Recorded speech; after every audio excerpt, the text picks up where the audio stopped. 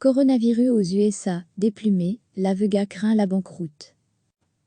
La quiétude inhabituelle du célèbre strip de la Vega, dont les hôtels et casinos sont fermés depuis la mi-mars, cache une ville meurtrie en plein questionnement sur son avenir. À quoi ressemblera la capitale du jeu dans le monde d'après?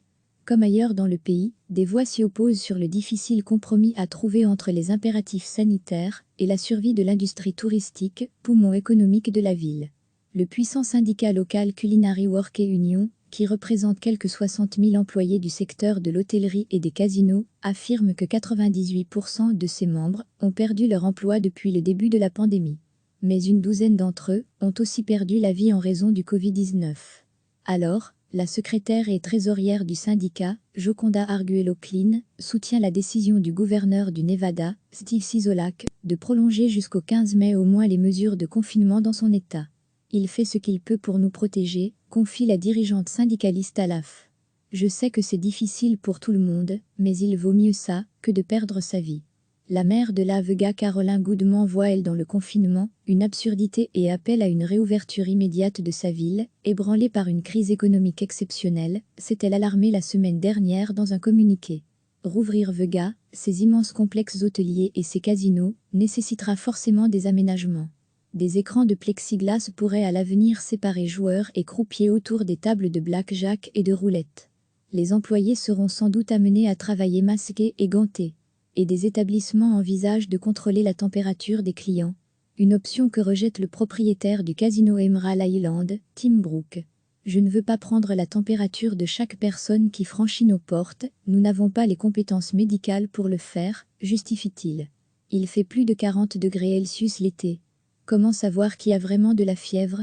Pour l'historien local David Schwartz, la vraie question n'est pas de savoir quand et de quelle façon les casinos rouvriront. Mais combien de touristes pourront revenir tant que la pandémie continuera à affecter les déplacements internationaux? Il y aura une façon de s'adapter, mais je ne sais pas encore comment, admet-il. Même si son hôtel Casino Skylin avait le feu vert pour rouvrir, Jim Marsh craint que les mesures de distanciation sociale soient trop coûteuses à mettre en place. Nous pourrions rester fermés si les frais étaient trop importants, note-t-il. On ne peut pas gagner d'argent dans un bar où les gens doivent s'asseoir à plus d'1 mètre les uns des autres. Tim Brooke, qui affirme ne pas dégager beaucoup de marge à l'Emerald Island, se dit déçu et désemparé par la décision du gouverneur de prolonger le confinement du Nevada. Il a déjà licencié 131 des 166 employés de son casino, mais peine aujourd'hui à trouver suffisamment de tâches à remplir à ceux qui travaillent toujours malgré la fermeture.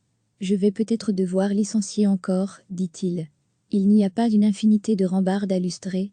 L'urgence est encore plus grande parmi les 350 000 personnes du Nevada ayant déposé ces dernières semaines une demande d'allocation chômage. C'est le cas de Bob Aquino, gérant d'un restaurant de l'Emerald Island, dont la femme a aussi perdu son emploi à la chambre de commerce locale, en même temps que son assurance maladie. La demande d'allocation du sexagénaire a heureusement été acceptée. Sans cela, je serais dans la rue à proposer mes services pour pouvoir manger, témoigne-t-il. Je demanderai au gouverneur de rouvrir le Nevada, de pouvoir retourner au travail. Ça suffit maintenant. Recevez chaque matin l'essentiel de l'actualité. La quiétude inhabituelle du célèbre strip de la Vega, dont les hôtels et casinos sont fermés depuis la mi-mars, cache une ville meurtrie en plein questionnement sur son avenir. À quoi ressemblera la capitale du jeu dans le monde d'après? Comme ailleurs dans le pays, des voix s'y opposent sur le difficile compromis à trouver entre les impératifs sanitaires et la survie de l'industrie touristique, poumon économique de la ville. Le puissant syndicat local Culinary Workers Union, qui représente quelques 60 000 employés du secteur de l'hôtellerie et des casinos, affirme que 98% de ses membres ont perdu leur emploi depuis le début de la pandémie. Mais une douzaine d'entre eux ont aussi perdu la vie en raison du Covid-19. Alors, la secrétaire et trésorière du syndicat, Joconda Arguello-Klein, soutient la décision du gouverneur du Nevada, Steve Sisolak, de prolonger jusqu'au 15 mai au moins les mesures de confinement dans son État. Il fait ce qu'il peut pour nous protéger, confie la dirigeante syndicaliste à l'AF. Je sais que c'est difficile pour tout le monde, mais il vaut mieux ça que de perdre sa vie. La maire de la Vega, Caroline Goodman, voit elle dans le confinement une absurdité et appelle à une réouverture immédiate de sa ville, ébranlée par une crise économique exceptionnelle, s'est-elle alarmée la semaine dernière dans un communiqué. Rouvrir Vega, ses immenses complexes hôteliers et ses casinos, nécessitera forcément des aménagements. Des écrans de plexiglas pourraient à l'avenir séparer joueurs et croupiers autour des tables de blackjack et de roulette. Les employés seront sans doute amenés à travailler masqués et gantés. Et des établissements envisagent de contrôler la température des clients. Une option que rejette le propriétaire du casino Emerald Island, Tim Brooke. Je ne veux pas prendre la température de chaque personne qui franchit nos portes, nous n'avons pas les compétences médicales pour le faire, justifie-t-il. Il fait plus de 40 degrés Celsius l'été. Comment savoir qui a vraiment de la fièvre? Pour l'historien local David Schwartz, la vraie question n'est pas de savoir quand et de quelle façon les casinos rouvriront. Mais combien de touristes pourront revenir tant que la pandémie continuera à affecter les déplacements internationaux? Il y aura une façon de s'adapter, mais je ne sais pas encore comment, admet-il. Même si son hôtel Casino Skylin avait le feu vert pour rouvrir, Jim Marsh craint que les mesures de distanciation sociale soient trop coûteuses à mettre en place. Nous pourrions rester fermés si les frais étaient trop importants, note-t-il. On ne peut pas gagner d'argent dans un bar où les gens doivent s'asseoir à plus d'1 mètre les uns des autres. Tim Brooke, qui affirme ne pas dégager beaucoup de marge à l'Emerald Island, se dit déçu et désemparé par la décision du gouverneur de prolonger le confinement du Nevada. Il a déjà licencié 131 des 166 employés de son casino, mais peine aujourd'hui à trouver suffisamment de tâches à remplir à ceux qui travaillent toujours malgré la fermeture. Je vais peut-être devoir licencier encore, dit-il.